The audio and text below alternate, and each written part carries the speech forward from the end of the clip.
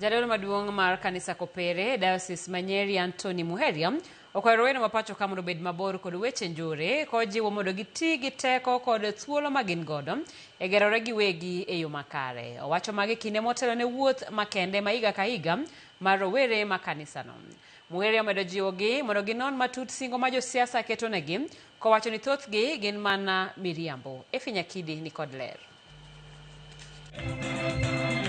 E wuoth ma higa ka higa ma kanisa Kopere Diocese Manyeri, Archbishop Anthony Muheria omedo duonde wach njore ma medore e paw siasa, ahinya wach mani tiyo gi rowere e nyayo njore makamano, kokwayo rowere oket maino e telo makare. Young people, realize you have your future in your hands. You can determine that you are not going to be misused. You can determine that you are going to change your nation for good.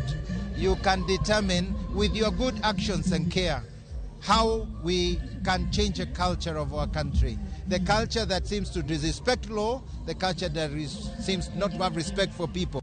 Omedo ni josiasa matiyo gi rawere e jiwo maundu kod njore. Gin josiasa maketho ngima rowere kokwayo rowere mondo miyo bed motang'. Our gathering here was to remind the young people that their calling is far beyond just being young people who can become the resource for manipulation.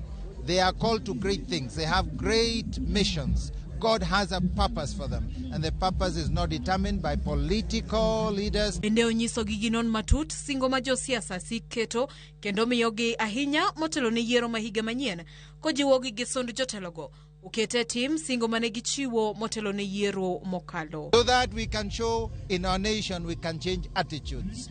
Attitudes for care, attitudes that also means we take our purpose and our mission without letting other people hijack it or rob us of opportunities. Efi Nyakidi, Ramogi TV. Erokamanya Efi Nyakidi wadhi nyime kama amen mar siasa e kendo gae ma DCP Rigathi Gachagua